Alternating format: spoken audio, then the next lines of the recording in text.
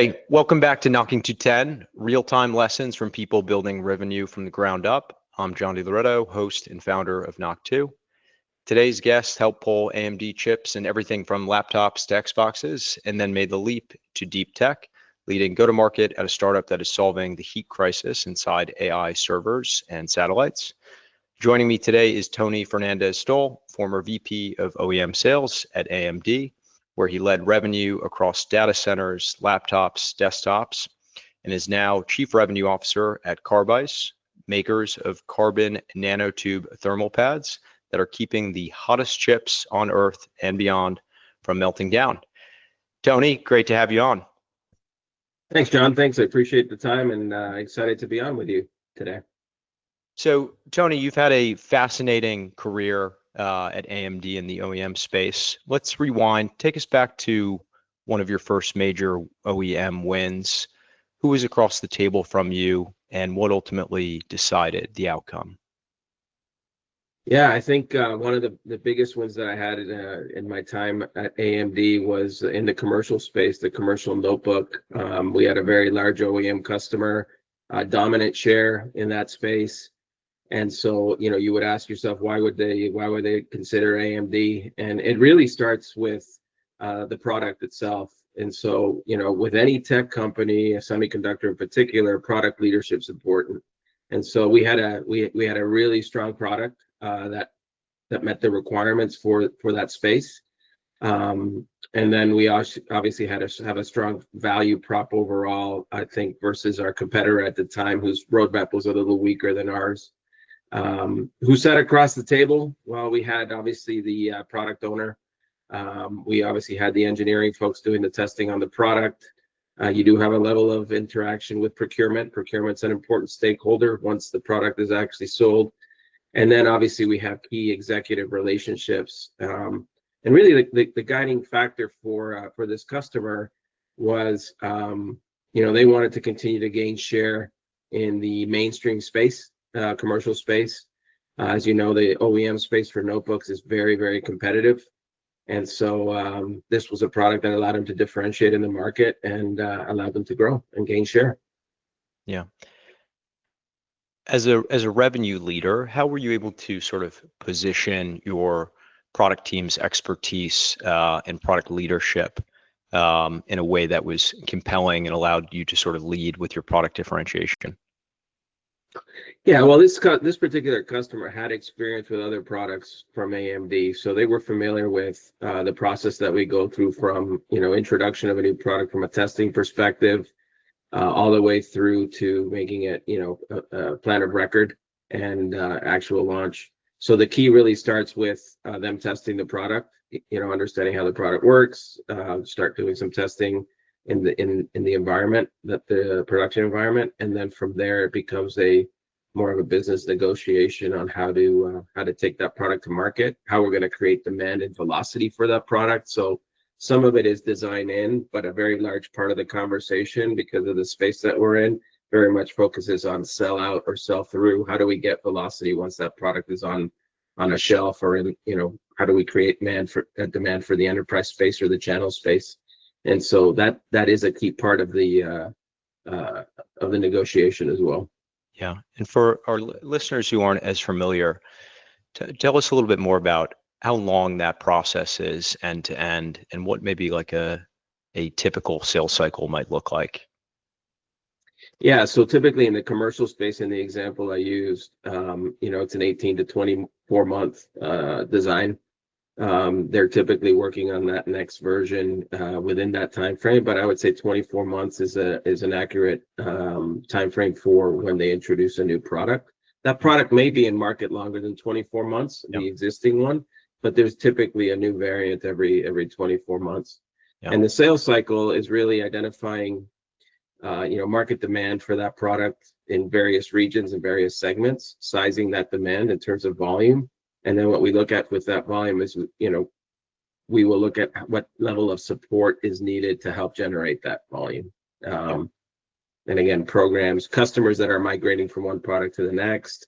Sure. Maybe there's a particular transition from an OS system with Microsoft. Those things prompt AI is another new, obviously, phenomenon that will force a level of transition. So sometimes there's industry things that happen that will guide that that acceleration of the product introduction. And during that period, are you competing throughout that 18 to 24 month process with other vendors?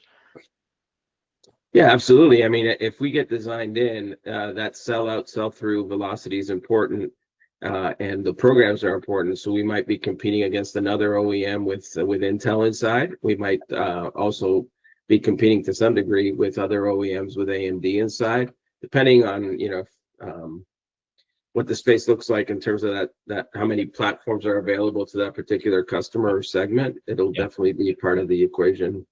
So what do you think was key for you to sort of survive these long sales cycles where there is pretty robust competition? What do you think are some of these best practices you've learned over the years? Well, the biggest one I think is transparency on the product roadmap, and especially in the commercial space, customers need to the partner, the OEM, first needs to see what the roadmap looks like, what features are coming in the product, how they will be able to differentiate and scale. Yeah. And then obviously the work further downstream at the end user level or even in the commercial channels is also educating that we're creating preference for an AMD solution. I think those two things in particular make the conversation from a selling perspective much easier. Yeah.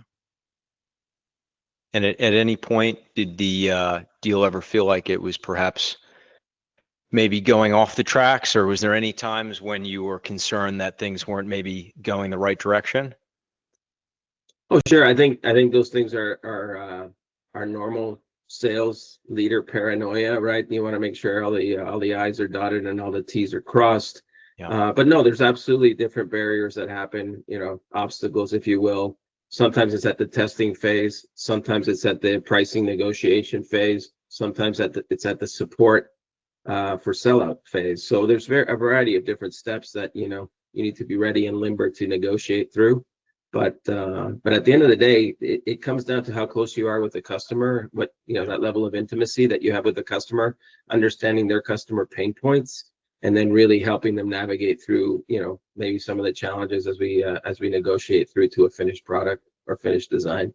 Yeah, if you were to give advice to say a new sales executive who is kind of going through their first series of long enterprise sales cycles, kind of looking back on your career, is there any sort of foundational advice that stands out to you or advice you would have to kind of a new enterprise sales leader from your experience? Yeah, and it's probably a buzzword, buzz topic, but listen to the customer. So not always the customer need is mapped 100% to the value prop of your product, right? So there's one thing about knowing how to position your product, but there's a stronger, I think, point, which is understanding what your customer's pain point is first, or pain points, and then relating that back to your product. That makes a sales cycle a lot easier. For example, if a customer, they might be going through some P&L challenges on profitability. Yep. Relate your value prop as a product, how you can help them be more profitable, that type of message. Or maybe they're having challenges with a channel. If you can show how you can help them be a stronger channel partner to their channels, that solves their pain point. And so you're part of the equation, even though it's secondary, it addresses their pain point, which is really what's keeping them up at night, which I think is a smart way to go.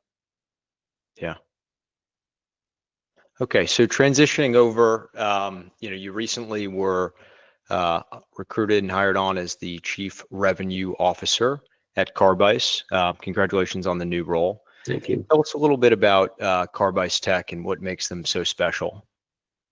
Yeah, so we make reliable cooling expertise, and expertise is obviously it's not a specific product, but I think it goes very well hand in hand with what we actually make. So we actually make a product that's made from carbon nanotubes. It's a sheet that actually goes on a variety of different surfaces to help the product stay cool. But the expertise part is the part that's critical. So in this space, when I looked at this company and what they were doing, one of the things that's critical is that the expertise on how to, from design through to implementation of the product, is something that not many people, if anyone, is looking at today. So OEMs look at a piece of this, some of the contract manufacturers look at a piece of this, Yep. but no one's really looking at the end-to-end on how to make the strongest thermal solution that you can make for different products. One of those products, obviously, that we're focused on is the data center AI server business, where there's high levels of performance, high levels of heat. But how do you design a system that actually meets the requirements of not just today, what's going to be happening in the future in that data center space? Yeah. So how was this historically fixed or taken care of? What did engineers do classically to solve for this problem? Yeah, so for traditional notebooks, desktops, servers, power modules, traditionally a paste is used, a thermal paste. Yeah. And that thermal paste does, has served a purpose in the past. But again, as these environments become more and more power hungry, performance thirsty, that requirement is not meeting the needs of what is needed for the future. The issue with paste, apart from being a technology that's been used for more than 30 years, is that over time that product that degrades. Whereas a carbon nanotube technology is built, these sheets are built so that there is no degradation in the product over time. So it's very reliable, a very reliable product. Yeah. So for listeners that aren't super familiar, essentially historically a paste has been used as a solution to essentially keep these systems cool by helping diffuse the heat, I guess, and to allow these systems to properly cool off from, when they're running 24/7. And I guess what you're explaining is that paste has some shortcomings, but particularly in a future environment where these devices are even more giving off more heat or running, I guess, more complex systems, where this paste solution is no longer adequate or keeping up. And so new technology is required. And explain the applications. Does this range from anything from laptops up to data centers? Would it be used on consumer devices, or is this really meant for more kind of industrial commercial use cases? No, it's actually the paste. The traditional paste is used in many systems where there's a cold plate or a heat sink type interface. And so our product would basically be able to apply to a variety of sectors. The sectors we're focused on is data center as being one, power, which includes power modules, switch gears, and bus bars is another one.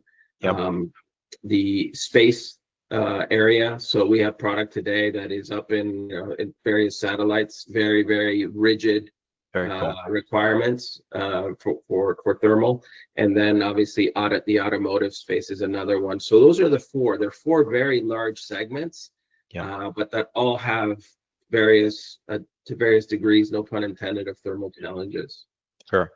And are the applications designed for existing functions and existing applications, or is it meant for new build, new design, or a combination of the two?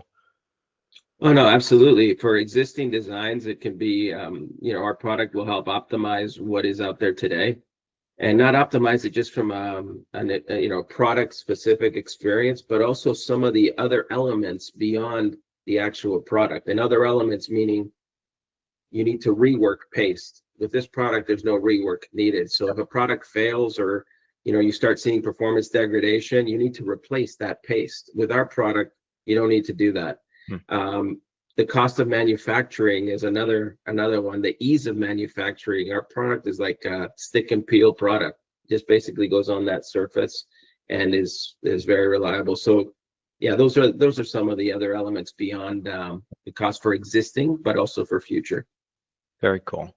So let me see if I can play this back to you. So you recently just got hired in to be Chief Revenue Officer of a company that makes, it sounds like, one of the easiest applications to adhere to, and something that is absolutely mission critical for any type of large system, particularly things as it relates to cloud computing, things that are leveraging AI, satellites, et cetera. So industries that are growing massively right now, and you're going to be tasked with helping to scale this business out. So it sounds like you've got a lot of different perspective avenues to go down. This is applicable to many different industries.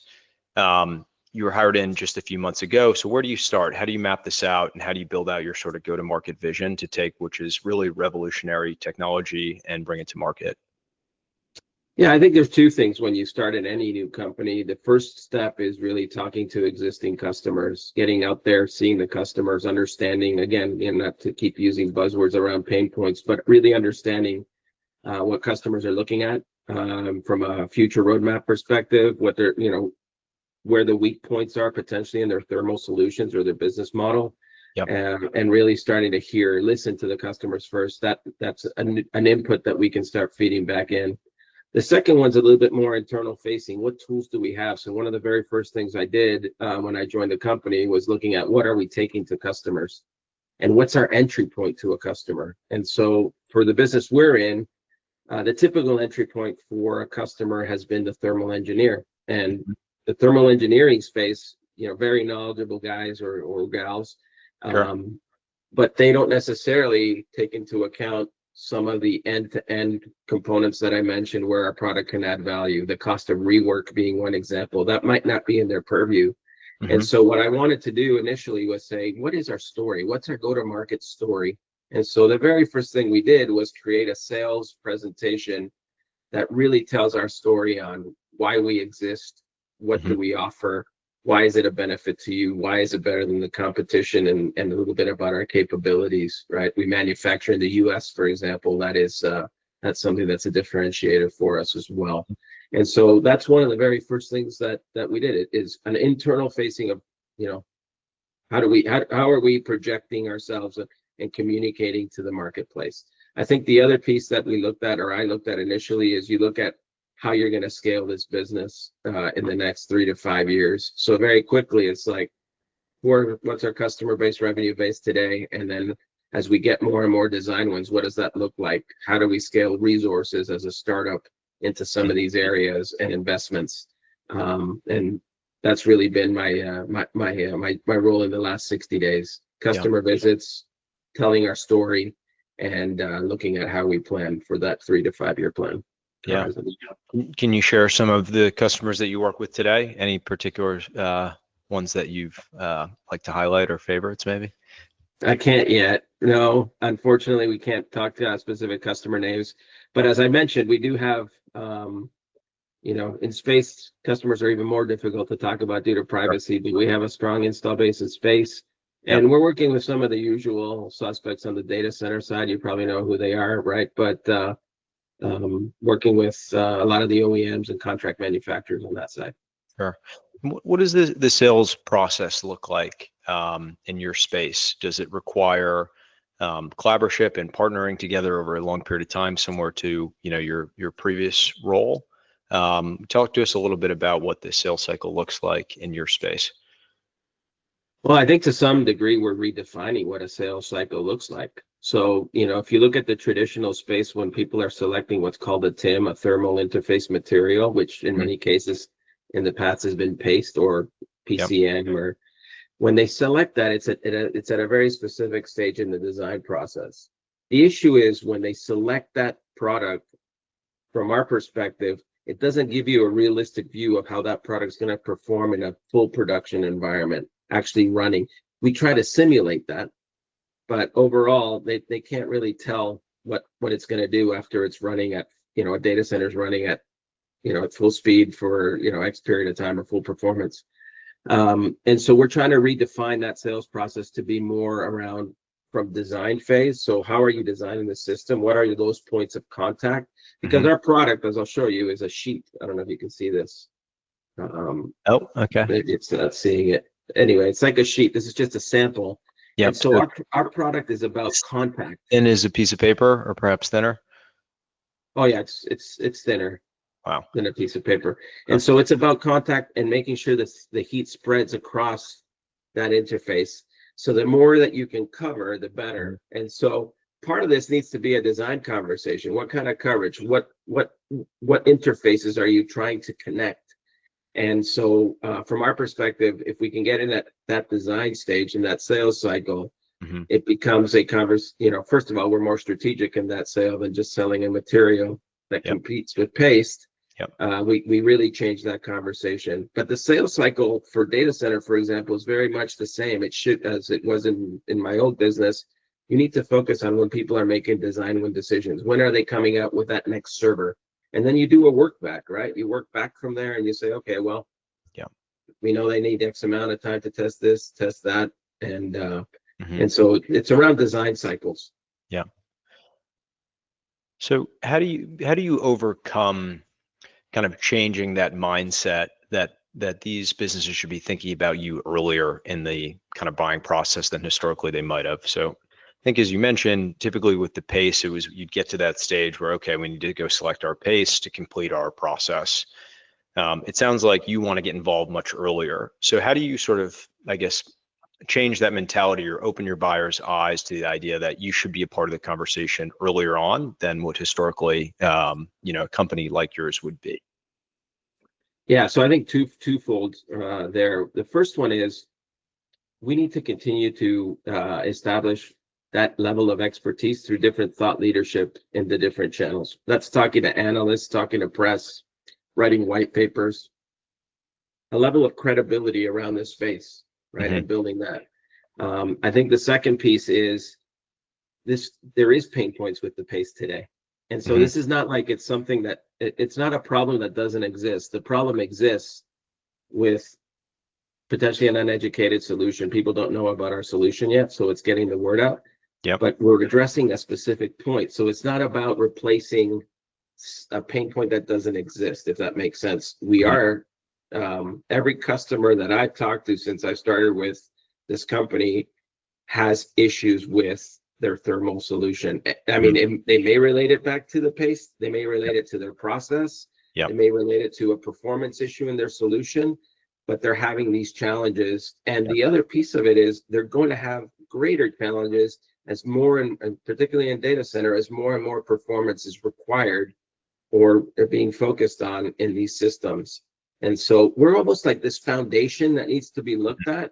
Yep. And like I said, if we can help from a design level in on how to look at the thermal space and a cooling solution, we are much more valuable to that customer than just providing, a sheet of carbon nanotube or a TIM.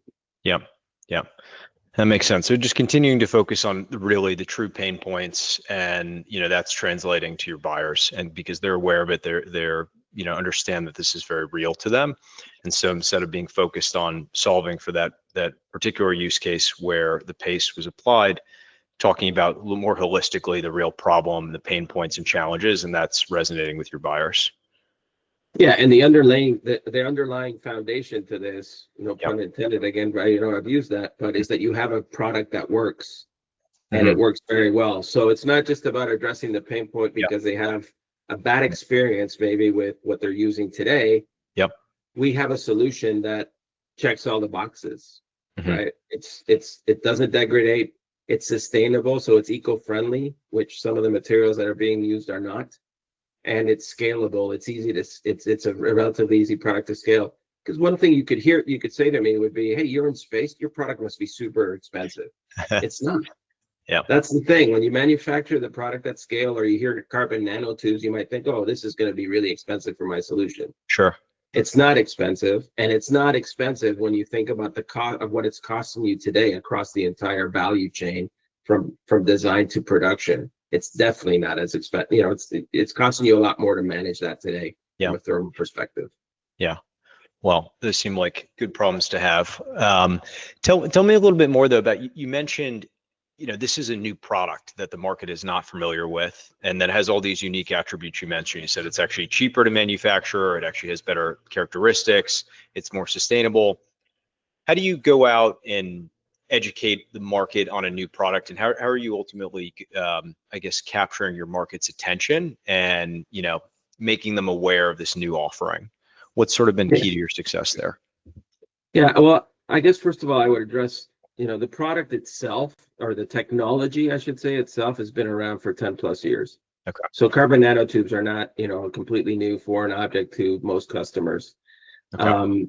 What we actually do in terms of a product, having a product ready to go to market, we're just starting to educate that data center audience, if you will, first.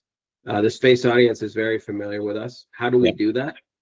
We are doing it with a combination of outreach. Like I said, thought leadership is a key one. So we have our CEO, who is he's world-renowned around thermal technologies. So he's out there, hitting the circuit, getting the word out. I think the other piece that we're doing very well is we're starting to continue to write white papers. So get some thought leadership specifically documented on the benefits of the product. And then I think the third piece that we're doing pretty well is from a customer visit perspective, we are doing proof of concepts inside of those accounts, so that it's not just us telling the story, we're backing up our story by, hey, give it a try it out in an environment. And we have a lab in Atlanta, Georgia, that can do a lot of the testing, simulate the production environment to be able to show those proof points to the customer base. Very cool. Amazing. Well, it sounds like a really exciting technology, and sounds like you're going to have a really fun journey ahead of you, but certainly without its challenges of scaling up. Why don't we get into a couple of the rapid fire questions before we wrap up? But how about this? We'd love to hear from you. You've had, a 20+ year career at AMD. Would love to learn, when you look back, maybe what's one great piece of advice or learning you had from a mentor at your time at AMD? Yeah, I mean, I think the saying of who you work with or who you work for, if I can say it that way, is important. So I've been fortunate to have fantastic managers and management at AMD. What kept me there for 20+ years was I had new experiences every 2-3 years, where they put me on different types of projects or problems that needed to be solved for the company. And so I think piece of advice is look at who you're working with, communicate clearly your goals as an employee, right? Your manager is not there to guess what your goals are. You need to be clear about what your career path is. Know your business. So the speed of 20 years ago versus where we are today, the speed at which information flows, the business moves, you got to be fairly dynamic, and almost have a variety of different skill sets to be able to pivot as the market goes. Almost like a startup, right? But in tech in particular, the speed of how things move is very, very quick. And so I think those two things would be limber, flexible, and then be clear about what you want. Yeah. Amazing. Any deals that you could share? Maybe the longest deal, craziest deal over the 20+ years. You think back, one that has a story you always will tell? Well, this one was one deal that we had with, it was in Brazil, actually, when I was running Latin America. Very, very competitive deal. Our main competitor, Intel, had been winning that deal. I think it was for the last 7 years in a row. Okay. And so that one was a very much, guerrilla marketing, guerrilla sales type tactics to get in there. We worked on the account a year to be able to show them, what our tech could do. And it was a RFP type situation. So it was very much a competitive one, but yeah, we ended up winning that deal. So at the end of the day, we had the right partner. We had convinced the end user of our tech, and then we knew what we needed to do from a very tactical sales perspective to win that deal, and that formula worked for us that year. Amazing. Tony, thanks so much for coming on the show today. Where can listeners learn more about Carbice and follow your work? Yeah, visit us at carbice.com. We obviously have a lot of information on there. There's an area where you can put your pain point in. What is it that's hurting you today? And we can help respond. We're not doctors, but we can help from a thermal perspective, any pain point that you might have around that space. A lot of information on the solutions that we offer, and yeah, happy to answer any questions that our audience might have on that front. Amazing. Great. Thank you so much. That's it for this episode of Knocking to 10. Whether you're building revenue from 0 to 10 million plus in revenue, thank you for joining us today. And thank you, Tony Fernandez-Stoll, for coming on the show. Thank you, John.